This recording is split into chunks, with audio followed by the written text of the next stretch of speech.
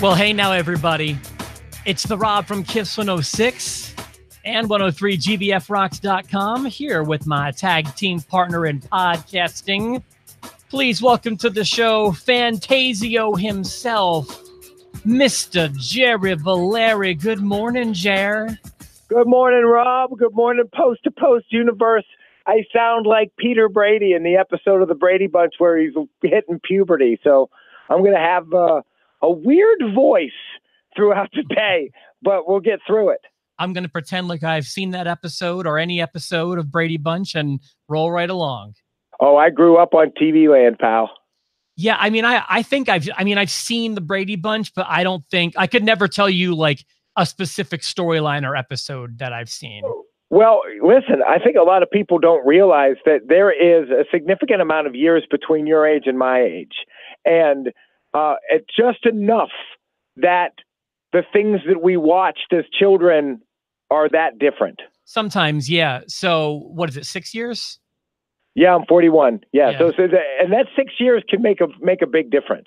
Yeah, I realized that with my my sister, who's 7 years younger than me. I mean, like, we're really close and stuff, but we don't have a lot of those same things that siblings who are closer have. Sure. And you got to remember, there were things that you were experiencing as a 15-year-old that I was at the bars. Yeah. Yeah. No, you're totally right. You know? Yeah. So, yeah. Welcome to the show today. Sorry, it's a little bit late, but the good news is, even though I still am going to call the rest of 2018 spotty up until Jerry returns from his January vacation, my Tuesday broadcasts are done. So hopefully we can get you Raw right after Raw and SmackDown right after SmackDown again. That sounds good. I like that. Although I liked having more time to finish Raw, so I didn't have to stay up as late, and I could finish it on Tuesday with no fuss, no muss. Yeah, well, this would have been a good week to have that luxury, which you did, because I thought both shows were kind of stinkers this week. They were stinkers. If I had to give the nod to one of them, I would give it to SmackDown. So I was thinking about this, and I go back and forth, but I think I'm going to give it to Raw. I can't do it. I can't do it. I'm interested to hear why you give it to Raw, and I'm sure we're going to break down both shows pretty in depth. For me, just in general, Raw was lackluster from beginning to end. I kind of liked the opening segment, but the main event of Raw I had no interest in it whatsoever. The women's battle royal. Well, I didn't have much interest in that either. Wait, but I hold on. That was SmackDown. That was SmackDown. The main event of Raw didn't do anything for me because it was just Corbin versus Finn Balor, and it was going to end the same way the show opened with Drew McIntyre and Elias, or Bobby Lashley and Elias. I thought that, let's see, what did I like on Raw? I got the run sheet open here. Did you like the pee? I almost brought my Bobby Roode shirt in so I could pee on it on the podcast, but I don't feel well, so I decided not to whiz on my clothes. So that's actually what I named the show. Okay. Drake Maverick pees on Bobby Roode's robe. Yeah. And because I thought that might be, one of the more searched for things that people want to hear us talk about.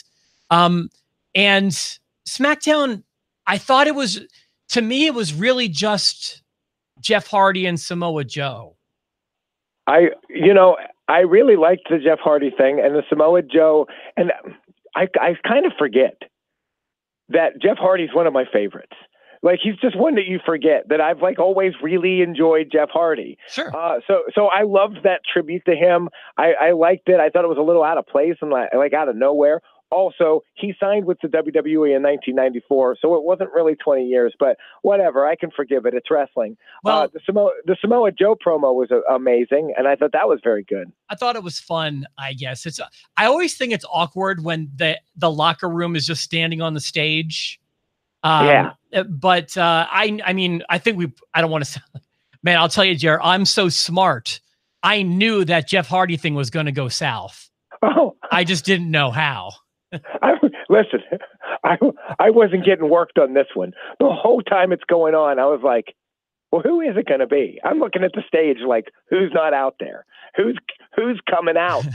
I thought it was going to be Orton. Me too. Again. I did too. I thought it was going to be Orton again, which doesn't make sense because he's got a good thing going with Ray right now. Yeah, I don't disagree with that. I guess I'm curious as to how they define this, but from hearing, things like Bruce talk about it and from other things that I've read, I don't know. He at least didn't have like a main roster contract. I know he was working as an enhancement talent when he was real young, like in the 94 time frame. But, yeah, well, Bruce has said before that Dave screwed up and didn't actually realize he was under 18. Well, they did that again recently, and I think that's irresponsible. Oh, big time. I mean, I don't know. Especially in this day and age. Yeah. It's crazy. For some reason, I forgive so much from the late 80s and early 90s. But in 2018, like, to miss that step is really bad. I know exactly what you mean. And it was a woman wrestler, I think. It was like earlier this year, if I'm not mistaken. Some 17-year-old girl, I think, worked with Asuka, but I might be wrong about that part. You got to have your due diligence like porno does. Porno is very careful not to have anybody under the age of 18. Oh. You have to be as careful as porno. Be as careful as porno. There's sometimes I've seen some videos where the girl actually shows her driver's license. Right.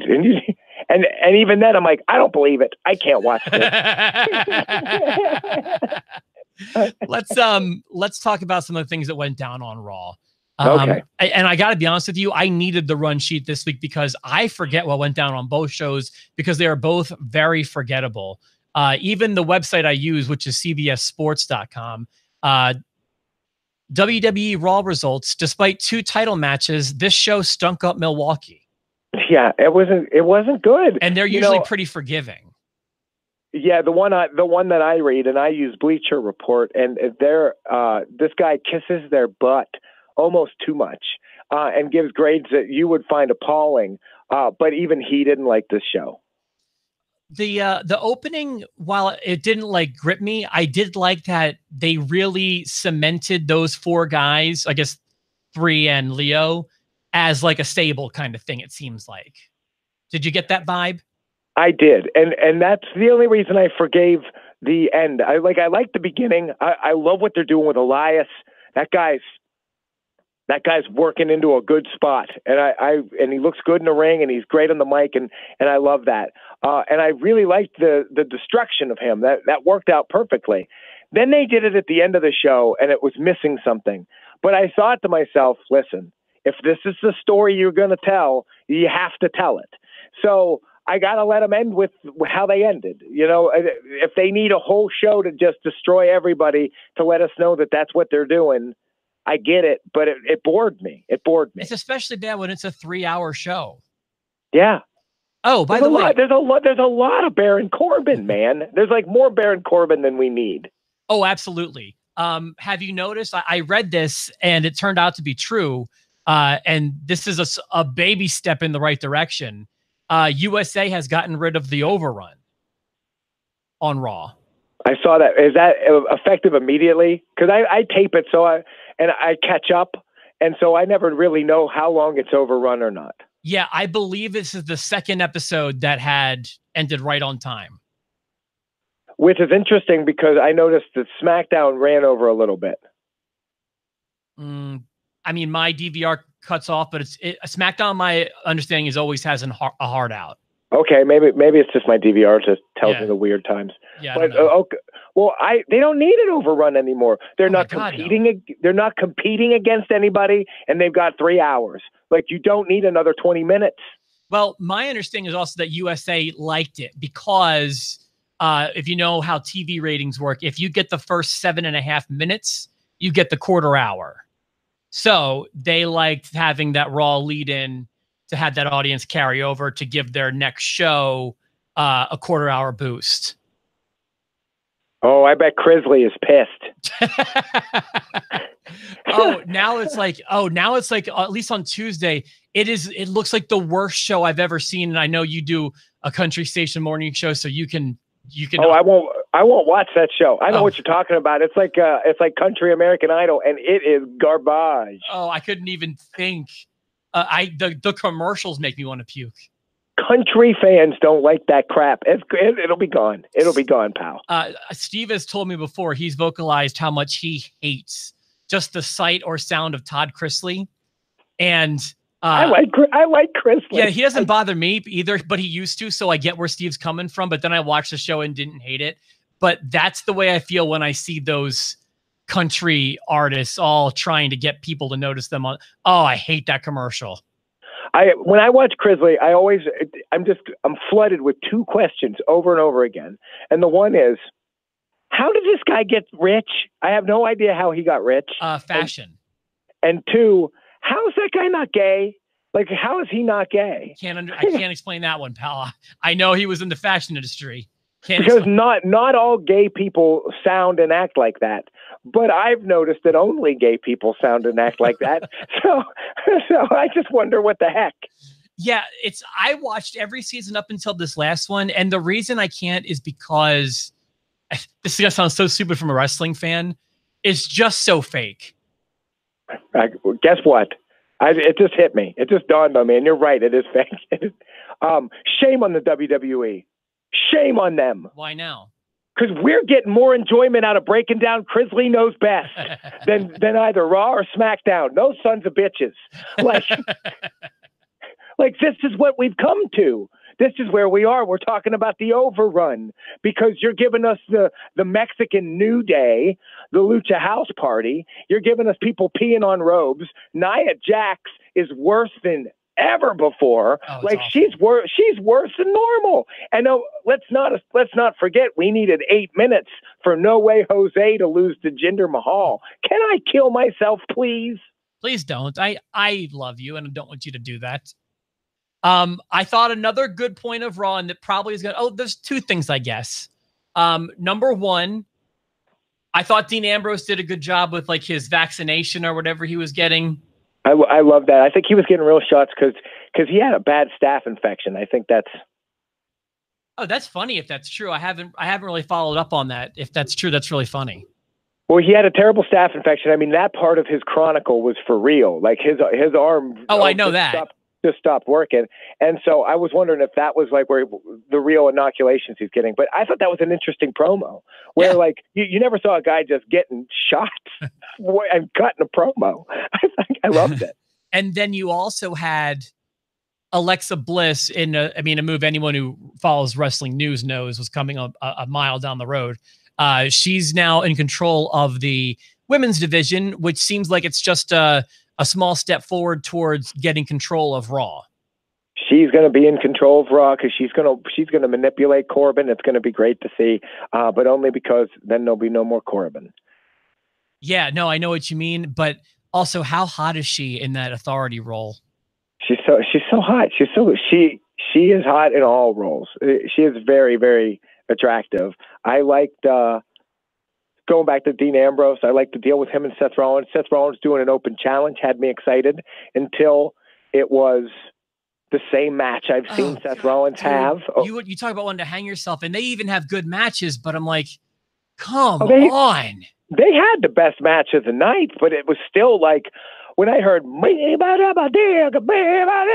whatever Dolph Ziggler's music is, and he comes out, and I was like, again, like I think of open challenges. Think of what made the John Cena open challenge. Dude, I agree with you. So good. You had the likes of Cesaro, who at the time wasn't a tag champ. He just came out and had great matches. And then you had Sami Zayn and you had Kevin Owens and you had people that you didn't expect. You never knew what was going to happen. The moment between if you want some, come get some, and then the music playing, there was honest to God anticipation.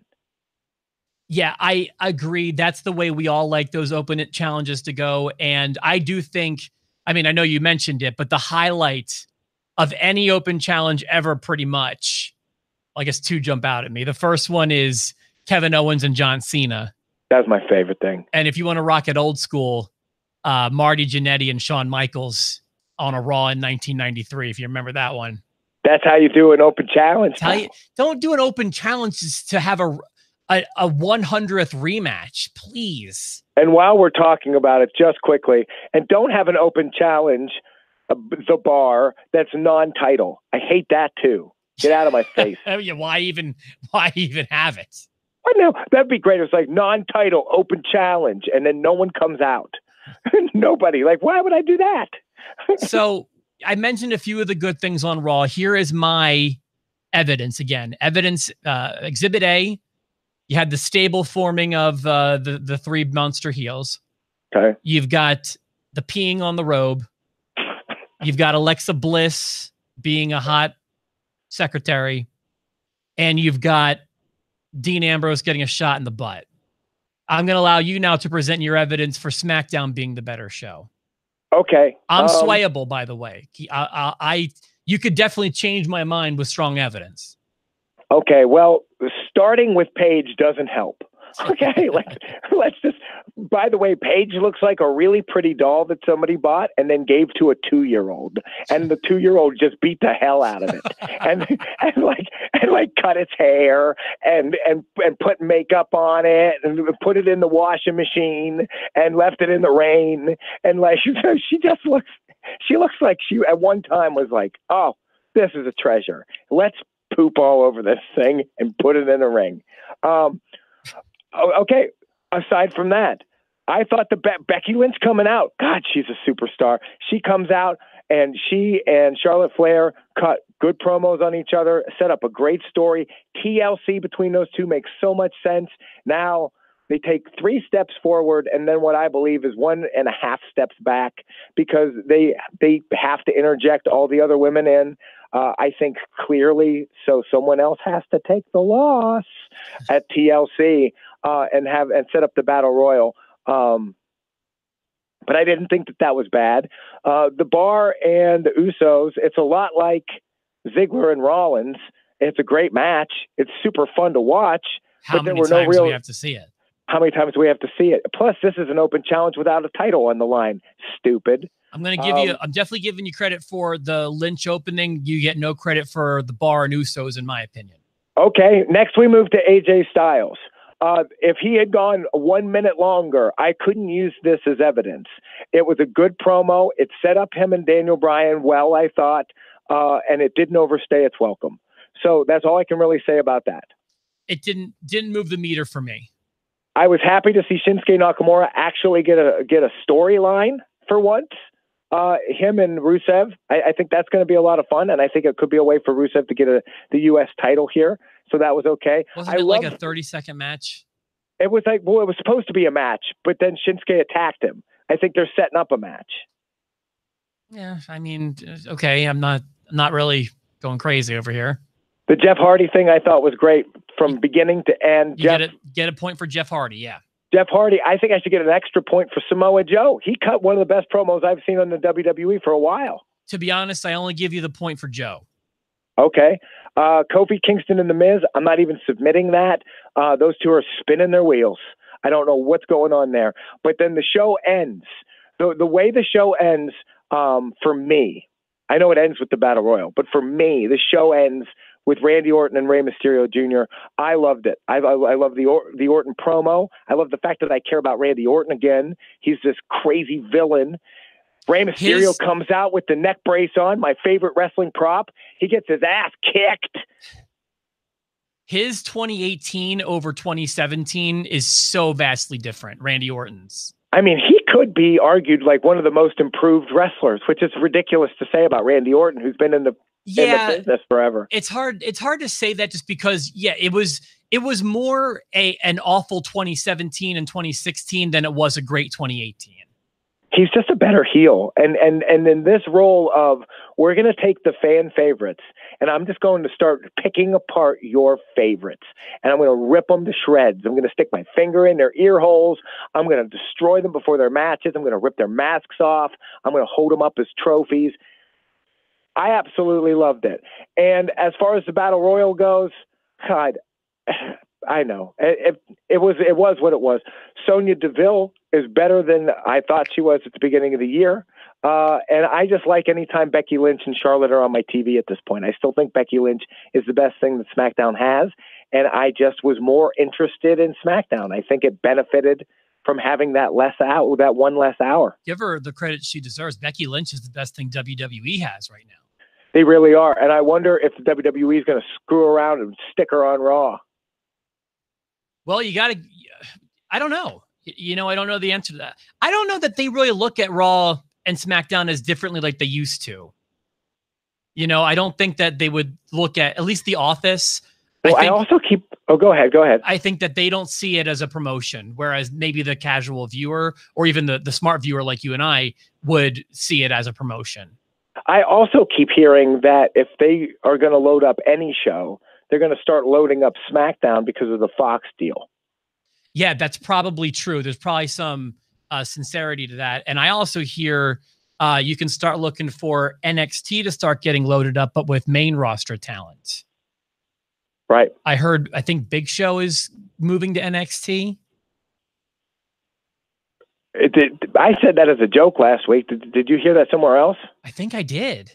Maybe I wonder if I'm getting my wires crossed. Well, because I said that I had read that they're gonna start moving people up and down into NXT, and I said so it could be like the big shows in NXT, but I said it flippantly. Well, I didn't. He got fired from the bar. Oh, on the show you thought won on SmackDown. I'd be okay with that. Like whatever. You know what? I changed my mind on that. That's what I said last week, but I don't think I agree with that anymore. I think it's going to make NXT lose its luster. I think that it's going to make the main talent be these takeover shows instead of the up and coming talent. And really, it's supposed to be for that next generation. And I don't think I want to see with like, your casual exceptions, if every once in a while someone does a program real quick on NXT, but I don't want my takeover shows to become Big Show versus Cesaro versus, you know what I mean? I don't want that. I don't want that either. I kind of want a place for people that come to the main roster and they like, I kind of want a place for Bobby Roode to go back to, or Tyler Breeze, like, it's not working, pal. We'll just put you back down here where you were doing something, like that's kind of what I was hoping for. But that doesn't make any sense because it's like, this is the league where we make you ready for the main roster and you're not working on the main roster. So it wouldn't make sense to put him back there. Sure. Also, and I could be wrong about this, big time wrong. I mean, I know Vince has his hand in everything, but I don't think he's got his hands in NXT as much. And if you start moving dudes like the Big Show or anybody else for that matter into, like, if the New Day's on NXT, Vince might start getting more and more involved and it may just start looking like everything else. Yeah, that's very true. My understanding is whatever Vince says goes, but what Vince says about NXT is what Paul says goes. So, and that's nice. And it kind of gives you an idea of what would happen if Paul was in charge of everything else.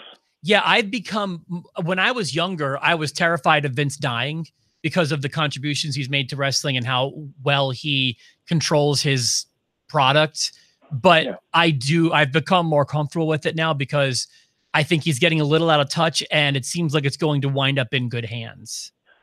Yeah, and it's ending up in interesting hands because it's still settling in his family, but it's not someone that was born into his family. So someone with a different perspective that wasn't raised by Vince McMahon. Well, it could. I mean, that's like more of a figurehead thing. I would think that if he's going to leave it to one person, it would be Kin. It would be Stephanie or Shane. Likely Stephanie at this point. Sure, he's leaving it at but right. He's going to say, "All right, Triple H, you're in charge of." Stephanie's not going to start sitting in Gorilla. No, I'm saying she might say, "Okay, Triple H, you're in charge." Right. So, but either way. That's pretty much what I've got this week. It was a good week to only have one recap show. Did I sway you? I don't think I did. No, I still think Raw. Did I sway you? No, Raw was boring to me. And so we just like different stuff about different things. But I think the shorter SmackDown helps me. Please do not mistake this for me saying Raw was a good show. It was far from it. Oh, and I'm not saying SmackDown was awesome, but there were the high notes on SmackDown were much higher than Raw. And so I just enjoyed SmackDown more. Fair enough. What's our schedule look like next? Because we're getting closer and closer and closer to TLC, 2 weeks away. And the Posty Awards we have to do in some sort of time too. I should be able to do Tuesday and Wednesday next week. We don't have predictions next week, right? Right. We could do. I don't know when you want to do the Posties. I mean, we could talk about this off the air, but I know that your first day off is the 18th, and or the TLC 19th. is 19th, and TLC is the 16th. So we can do the recap and then. Okay. And then so you're saying that the last 2 weeks of this year for us are already 3-episode weeks. So maybe we do Tuesday, Wednesday, and then Thursday posties. I'd be way okay with that. Okay. Yeah. Cause I don't, yeah, I can do that. Yeah. We just have to work out the categories again. And then I'll start looking at the tape. I have last year's choices, so I believe I have a list of the posties. Perfecto. All right. Thanks everyone for tuning in. That's our schedule. Right now we're looking at Tuesday Raw recap, Wednesday SmackDown recap, and Thursday 2018 Posty Awards, which is always a favorite. Always a favorite. I love it. And now, if you'll excuse me, I'm going to go and piss all over my bathrobe. It's better than